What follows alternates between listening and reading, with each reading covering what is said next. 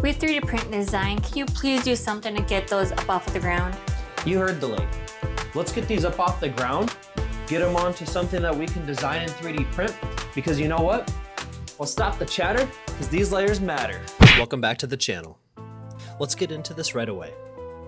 Now, I did the measurements off the ground first so that the weights don't sit on the ground at all while they're sitting on the holder. Here, I'm using the line tools to be able to form the sides of these that are going to hold the weights. Now, this is going to be themed in more of like an Asia type theme. I really like those houses or architecture that they have, and so I kind of thought about that when I was designing this.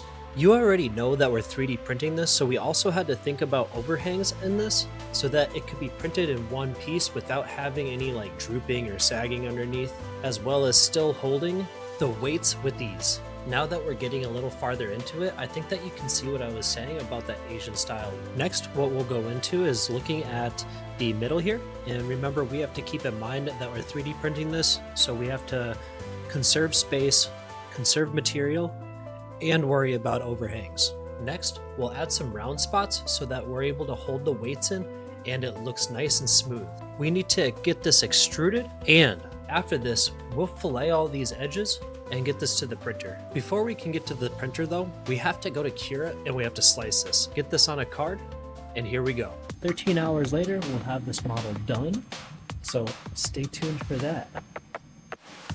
It's looking pretty good so far. Still having to go a little ways through, but it's definitely making it, and I think it's gonna do really well. Spoiler alert, it didn't do very well. Oh man, we're almost there. We're gonna see if it's gonna last. Look at how much it's vibrating on the other side.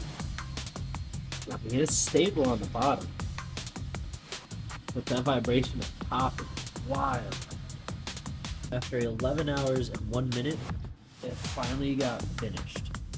And it looks amazing. I spent a lot of time actually watching it from here to here to see if it was gonna make it because there was so much vibration happening. But luckily, it got done. Definitely, now we have to go try it out. Let's get to it.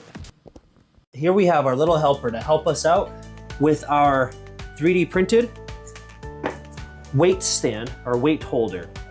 We 3D printed this and designed this to be shallow, to be nice and narrow, but still sturdy so that it could hold all the weight, but still be kind of sleek and out of the way. So now we can set it here. We can put the big ones on first, and you can put them anywhere you want. And then we'll put these other ones on. We'll put the 10-pounders on, and then we'll put the 2-pounders on. Now don't make fun of me. I use the 2-pounders a lot. I had a really bad labral tear. So anything to end up doing repetitive movements over time, just nice and light, are super beneficial for my labrum. Now. Oh, you did it! That's cool. What do you think? Did you do a good job? Yeah? I think so too. Thank you. This is exactly how I imagined it. Now I won't trip.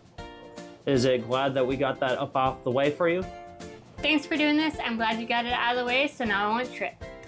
I'm glad everybody's happy. I'm glad we got all these out of the way by designing and 3D printing something cool. Now, if you liked any of these videos, make sure to follow for more. It really helps out more than you know. And you know what? We'll catch you later. Peace out.